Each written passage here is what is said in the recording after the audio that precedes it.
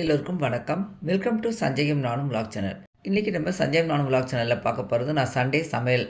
இன்றைக்கி நான் என்ன சமைச்சேன் அப்படின்ட்டு தான் உங்களோட ஷேர் பண்ண போகிறேன். புரட்டாசி சஷ்டி விரதம்லாம் முடிஞ்சு நான் இன்றைக்கி மீன் குழம்பும் மீன் வறுவலும் பண்ணியிருந்தேன். விரால் மீன் வாங்கி செய்திருந்தோம். அந்த வீடியோ தான் பார்க்க போகிறோம். வீட்டில் செம்பருத்தி பூ பூக்கும். காலையில் நான் இன்றைக்கி செம்பருத்தி டீ குடிக்கலாம் அப்படின்றதுக்காக செம்பருத்தி எடுத்து தண்ணியில் கொதிக்க வச்சு இதில் நான் இன்றைக்கி ஒன்றுமே போடலை. ஒரு சில நேரம் லவங்கம் போடுவேன், இல்லை மிளகு சீரகம் போடுவேன். இன்றைக்கி ஒன்றும் இல்லைங்க, ப்ளைனாக இந்த மாதிரி கொதிக்க வச்சு அதை ஃபில்டர் பண்ணி தான் குடித்தேன். இதில் வந்து ஹனி எல்லாம் கூட போட்டுக்கலாம். நான் இன்றைக்கி ஹனி எதுவுமே போடலை. யூடியூப்பில் செம்பருத்தி டீன்னு காட்டும்போது பார்த்திங்கன்னா நல்ல ரெட் கலரில் பிங்க் கலரில் இருக்கும். ஆனால் எனக்கு இந்த கலரில் தாங்க வருது. ஓகே, நம்ம சமைக்க ஸ்டார்ட் பண்ணலாம். வீடியோ ஃபுல்லாக பாருங்கள். பார்த்து பிடிச்சிருந்தா லைக் பண்ணி சஞ்சய் நானும் விலாக் சேனலை சப்ஸ்கிரைப் பண்ணிக்கோங்க. விரால் மீன்க இது காலையிலேயே வாங்கிட்டு வந்தாச்சு. உயிரோடு தான் இருக்கும் நம்ம வாங்கும்போது. அதை வந்து கடையிலேயே கொடுத்து அவங்களே கட் பண்ணி கொடுத்துருவோம். இதில் நிறைய பெறால் இருக்குங்க, பெருசு பெருசாக இருக்கும். அதுவும் இந்த தலைப்பகுதியிலலாம் பார்த்திங்கன்னா நல்லா க்ளீன் பண்ணணும். அதை நம்ம கத்தியோ இல்லை சிசரோ வச்சு எல்லா பெறாலையும் எடுத்துடணும். அப்படியே எடுத்தாலும் நம்ம கழுவும் போதோ அதை விரலால் நெகத்தில் நிற்கி பார்க்கணும் இருக்குதா அப்படின்னு. இந்த மீன் வந்து பார்க்கும்போதே பார்த்திங்கன்னா ஃபுல்லாக குழன்னு இருக்கும். நம்மளால் கையில் பிடிச்சி கட் பண்ணவே முடியாது. எங்கள் அம்மா அத்தை எல்லாம் செய்யும்போது பார்த்திங்கன்னா அப்போது முழுசாகவே வாங்கிட்டு வந்து வீட்டில் தான் கட் பண்ணுவாங்க. அப்போ சாம்பல்லாம் கிடைக்கும் பார்த்திங்களா, அந்த சாம்பலில் போட்டு நல்லா தேய்ச்சிட்டு கையில் பிடிச்சி க்ரிப்பாக கட் பண்ணுவாங்க. இப்போ நமக்கு எங்கெங்கே போகிறது சாம்பலுக்கு. நான் கல் உப்பு போட்டு தான் அதை நல்லா ஒராசி கழுவி எடுப்பேன். இன்னும் சட்டியில் கழுவினோம்னா அந்த கல் உப்புக்கும் சட்டிக்கும் பார்த்திங்கன்னா அந்த மீன் மேலே இருக்க குழகுழப்பெல்லாம் சீக்கிரமே போயிடும்.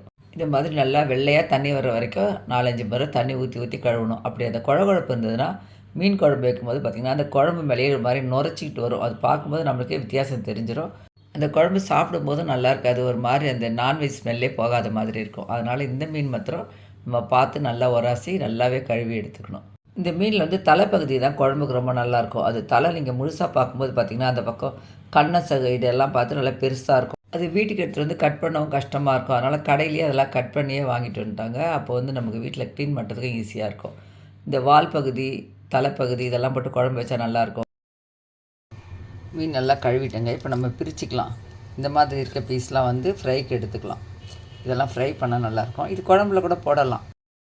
இந்த சென்டர் பீஸ்லாம் நம்ம ஃப்ரை பண்ணுறதுக்கு எடுத்துக்கலாம். இந்த மாதிரி இருக்குது பாருங்கள். இதெல்லாம் குழம்பு வச்சோம்னா நல்லாயிருக்கும். இதெல்லாம் நமக்கு எடுக்கவே முடியலங்க, ஒரு மாதிரி முள் இருக்கும். இதெல்லாம் போட்டு குழம்பு வைக்கும்போது நல்லாயிருக்கும். நம்ம இப்போ 2ஆக பிரிச்சுக்கலாம். பாருங்கள், 2 பகுதியாக பிரிச்சுட்டேன். இந்த மாதிரி இருக்க பீஸ்லாம் குழம்புக்காக வச்சுருக்கேன். இந்த தலைப்பகுதி இதெல்லாம் எடுத்து குழம்புக்கு வச்சுருக்கேன். இது வந்து வறுக்கிறதுக்காக. இது கூட குழம்புல போட்டால் நல்லாயிருக்கும். குழம்புக்கு நிறைய இருக்கிறதுனால நான் இந்த மாதிரி வச்சுருக்கேன். இந்த சென்டர் பீஸ்லாம் வந்து இதுக்கு உப்பு காரம் புளி இதெல்லாம் போட்டு பெசரி வச்சுக்கணும். இது குழம்பு வைக்கணும். நம்ம இப்போ செய்ய ஸ்டார்ட் பண்ணிக்கலாம். மீன் வறுக்கிறதுக்கு மசாலாலாம் போட்டு வச்சுருக்கேங்க. மிளகாத்தூள், உப்பு, மஞ்சள் பொடி, கொஞ்சம் இஞ்சி பூண்டு பேஸ்ட், அதுக்கப்புறமா கருவேப்பிலை உருவி போட்டிருக்கேன். 1 ஸ்பூன் எண்ணெய் ஊற்றிருக்கேன்.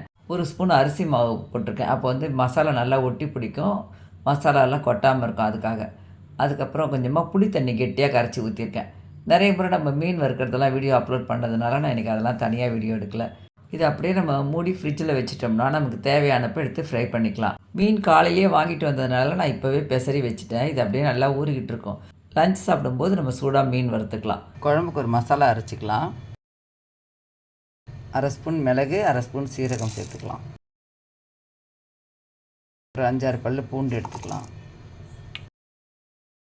10 சின்ன வெங்காயம். இது வரைக்கும் ஃபஸ்ட்டு நல்லா அரைச்சி எடுத்துகிட்டு வந்துடலாம். பெரிய சைஸ் தக்காளி 2 கட் பண்ணி சேர்த்துருக்கேன். இதையும் நல்லா பேஸ்ட்டாக அரைச்சிக்கலாம். இப்போ வந்து சட்டி வச்சுருக்கேங்க. சட்டியில் நல்லெண்ணெய் ஊற்றிருக்கேன். நல்லெண்ணெய் ஊற்றி கடுகு, உளுத்தம் பருப்பு, கொஞ்சமாக வெந்தயம், அதுக்கப்புறம் சமையல் வடகமும் போட்டிருக்கேன். கருவேப்பிலையும் சேர்த்துருக்கேன். வெங்காயம் நம்ம அரைச்சதுனால நான் இப்போ போடலை. அதெல்லாம் நல்லா பொரிஞ்சதுக்கப்புறம் நம்ம அரைச்ச மசாலாவும் போட்டு இந்த மாதிரி கலரி எடுத்திருக்கேன். இப்போ எண்ணெயெல்லாம் நல்லா பிரிஞ்சு வந்திருக்கு. மஞ்சள் தூளும் போட்டு தான் நல்லா வதக்கி விட்டுருக்கேன். நம்ம சேனலில் நான் மீன் குழம்பு வீடியோ வந்து நிறையவே அப்லோட் பண்ணியிருக்கேன். என்னோடய அம்மா ஸ்டைலில், என்னோடய அத்தை ஸ்டைலில் அரைச்சி வைக்கிற குழம்பு. அதனால் இன்றைக்கி நான் ஃபுல்லாக வீடியோ எடுக்காமல் இப்படி இடையே மாத்திரம் காமிக்கிறேன். வீட்டில் குழம்புக்குன்னு மிளகாத்தூள் அரைப்பேன் பாருங்கள், மசாலாலாம் போட்டு அந்த மிளகாத்தூள் தான் மீன் குழம்புக்கு சேர்ப்பேன். அதுதான் போட்டிருக்கேன். இப்போது மிளகும் போட்டதுனால காரம் பார்த்து சேர்த்துக்கணும். நல்லா கலந்து விட்டுறலாம். புளி தண்ணி நல்லா உப்பு போட்டு கரைச்சி திக்காக வச்சுருக்கேன், அதையும் சேர்த்துக்கலாம். நம்ம வந்து மிளகாத்தூள் இப்போ நம்ம புளி தண்ணி கரைச்சி வச்சுருக்கோம் பாருங்கள், அதில் கூட மிளகாத்தூள் போட்டு கரைச்சிட்டு அப்படி கூட எடுத்து ஊற்றிக்கலாம். இப்போ நல்லா அந்த காரம் உப்பெல்லாம் புளி தண்ணியோட மிக்ஸ் ஆகிற அளவுக்கு கலந்து விட்டுறலாம்.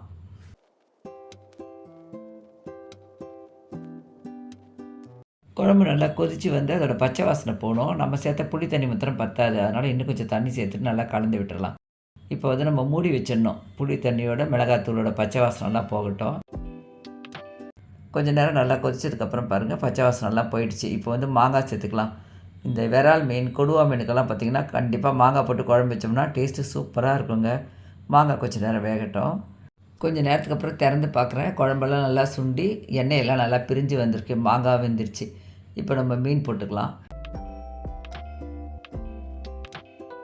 போட்டு அப்படியே கலந்து விட்டுட்டு தட்டு போட்டு மூடி வச்சிடலாம்.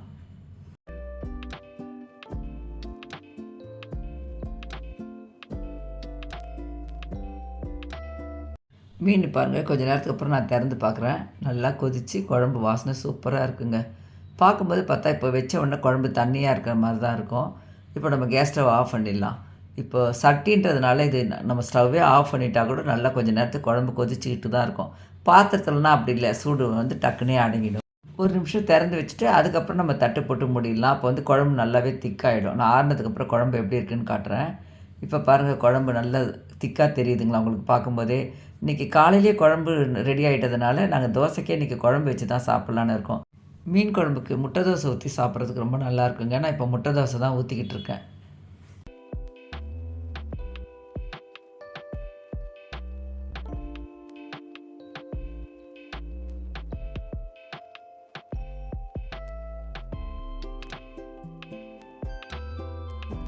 காலையில் டிஃபன் வேலையெல்லாம் முடிச்சுட்டு மற்ற வேலையெல்லாம் முடிச்சுட்டு திரும்ப லஞ்ச் வேலைக்கு ஆரம்பிச்சிருக்கேங்க. இறாவும் கொஞ்சம் வாங்கிட்டு வந்ததுனால அதையும் நல்லா மசாலாவாக பண்ணிட்டேன்.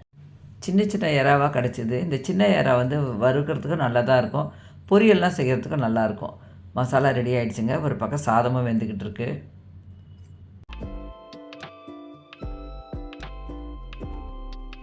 இறா மசாலா இறக்கிட்டு இப்போ மீன் வறுக்க போகிறேன். மீன் காலையிலேயே பிசிறி வச்சுட்டதுனால நல்லா ஊறி இருக்குது. மசாலாலாம் பாருங்கள் மீனோட நல்லா ஒட்டி பிடிச்சிருக்கு. இந்த மாதிரி இருக்கும்போது மீன் வறுத்தோம்னாலும் மசாலா நல்லா உதிராமல் இருக்கும். நான் மீன் வறுக்கிறதுக்காக இன்றைக்கி இரும்பு தவா தான் வச்சுருக்கேன். இரும்பு தவா வச்சு எண்ணெய் ஊற்றிருக்கேன். எண்ணெய் ஊற்றினதுக்கப்புறமா மீன் எடுத்து சுற்றியும் அரேஞ்ச் பண்ணிடலாம். இது ஒரு சின்ன தவா தாங்க, அதனால் நிறைய மீன் வைக்க முடியாது, கொஞ்சமாக தான் வறுக்க முடியும்.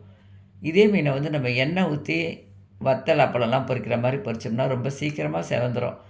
ஆனால் எனக்கு என்னமோ இந்த மாதிரி தவாவில் பொரிச்சா தான் பிடிக்கும். இதில் வந்து கொஞ்சம் பொறுமையாக தாங்க செய்யணும், டைம் எடுக்கும். ஒரு ஒரு பக்கமாக 4 பக்கமும் திருப்பி போடணும், சைடில் இல்லாமல் திருப்பி போடணும். இல்லைனா அப்புறம் மிளகாத்தூள் வெடி படிக்கும். அதுக்காக நிதானமாக தான் வறுக்கணும்.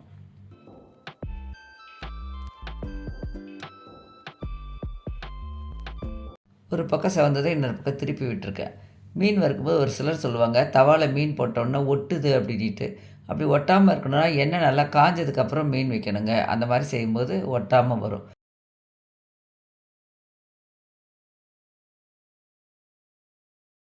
நான் கொஞ்சமாக தான் எண்ணெய் ஊற்றிருந்தேன். அதே எண்ணெயிலே திருப்பி திருப்பி வச்சு எல்லா பக்கமும் செவக்க வச்சு எடுத்துட்டேன். இப்போ எடுத்து பிளேட்டில் மாற்றிக்கலாம். நான் பொதுவாக சமையலில் வந்து எண்ணெய் வந்து தேவையான அளவு தாங்க சேர்ப்பேன், அதிகமாக சேர்க்க மாட்டேன்.